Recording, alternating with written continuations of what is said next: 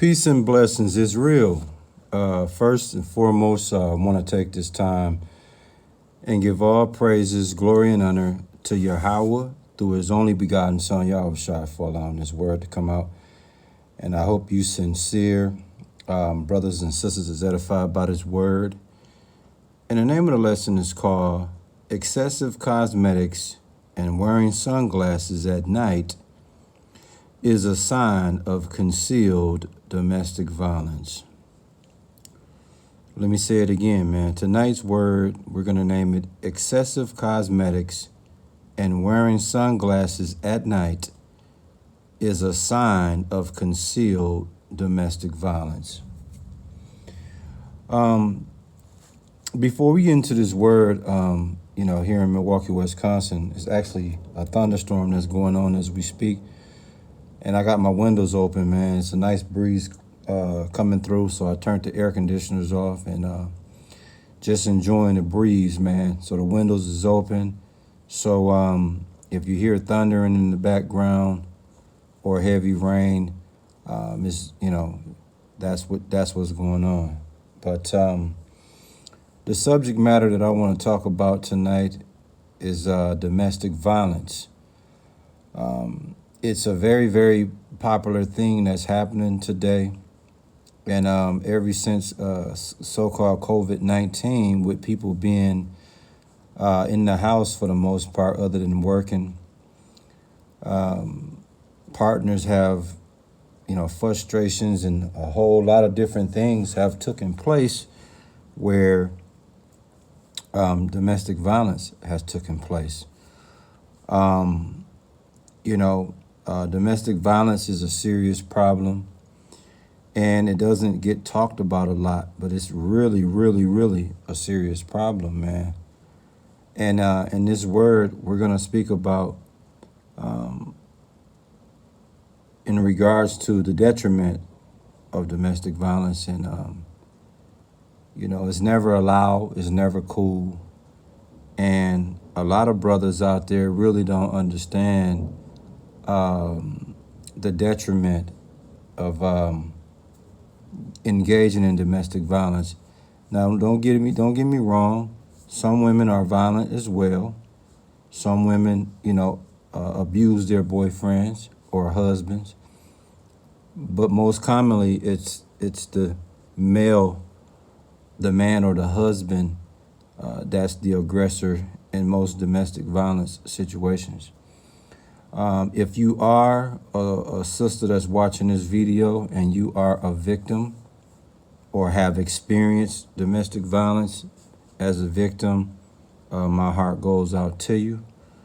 Me, myself, I have been caught up in that with my wife. I even actually went to jail for a day and a half and was put on probation for a year and a half, man. And I'm off paper.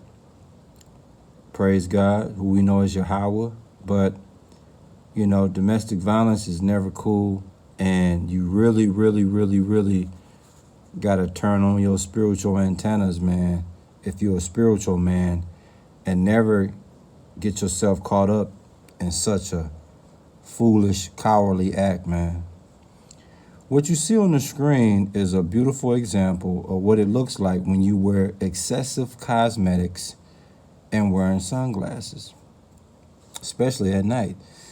This is Rihanna, beautiful young lady. And even though she has these sunglasses on with excessive cosmetics, okay, she's also a victim of domestic violence.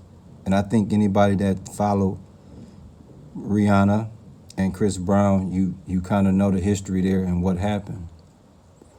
But if you see someone that looks like this with excessive cosmetics and wearing sunglasses at night, it's more than likely a sign of concealed domestic violence, man.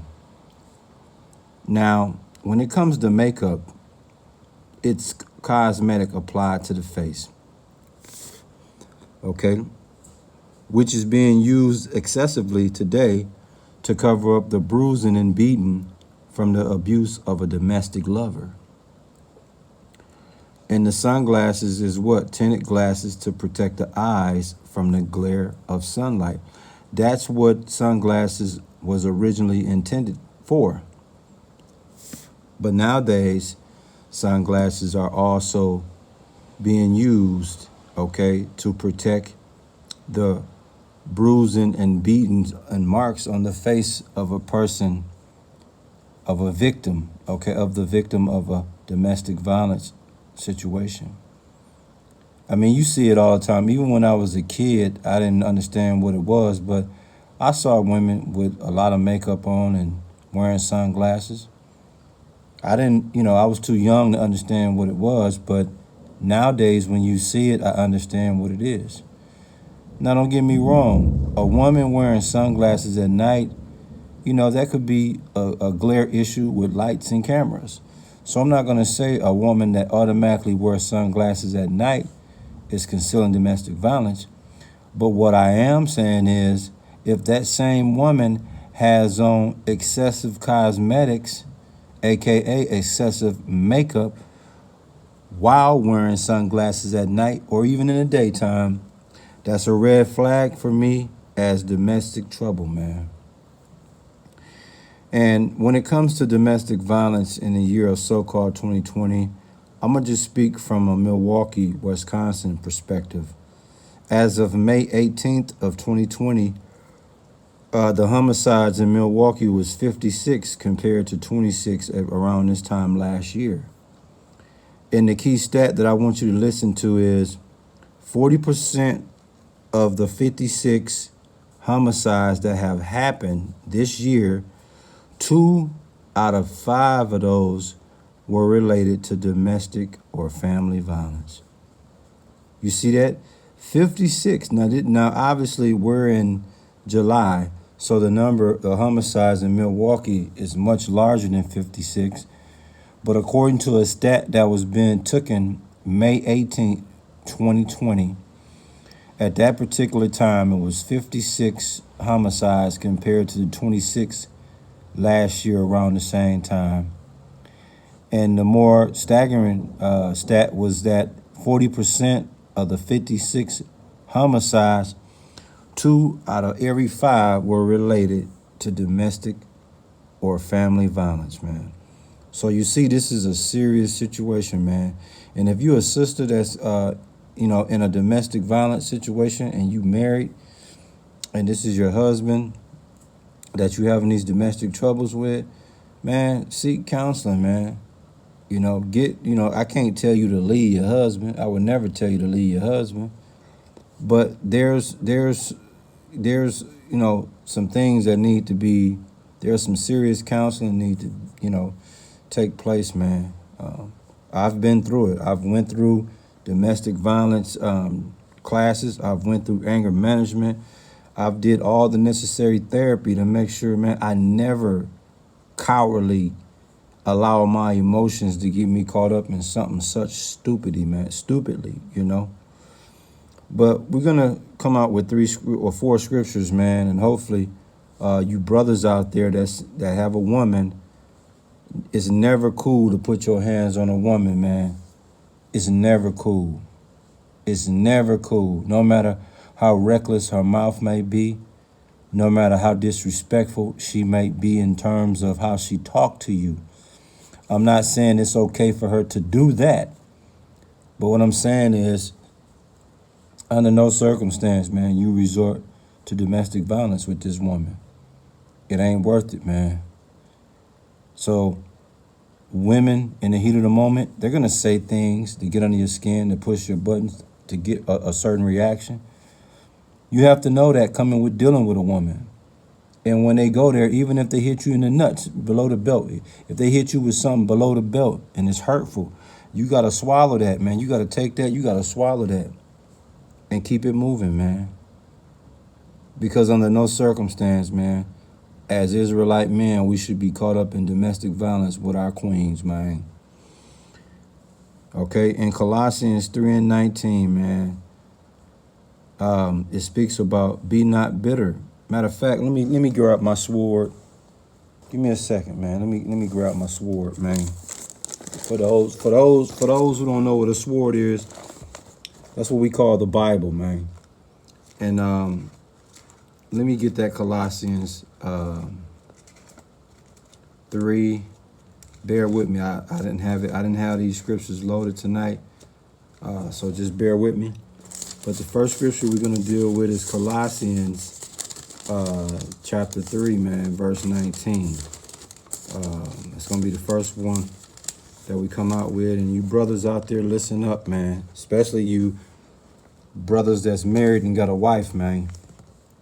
Colossians 3 and 19, it says, husbands, love your wives and be not bitter against them. So it was 2 commandments in Colossians 3 and 19. The first one, it calls for husbands to love your wives, man. You see that? Love your wife, man. Because if you loving your wife, you in your right mind, you in the right spirit, man. And if you do love your wife, there's no way you're going to be bitter against her. If you love her, you can't be bitter, man. But it says, husbands, love your wives and be not bitter against them. So in other words, love your wife, okay? And do not allow the spirit of hatred and anger to set in towards that woman.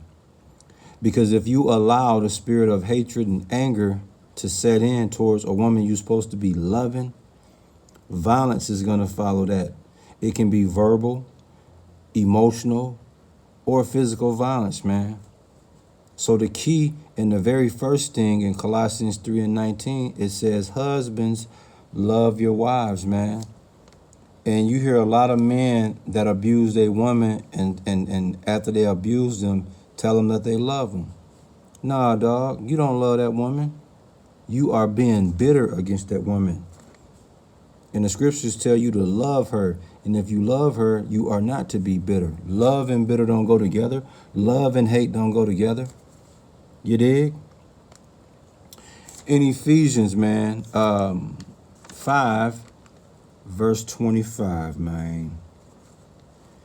It says, husband, love your wives, even as Yahushua also loved the church and gave himself for it.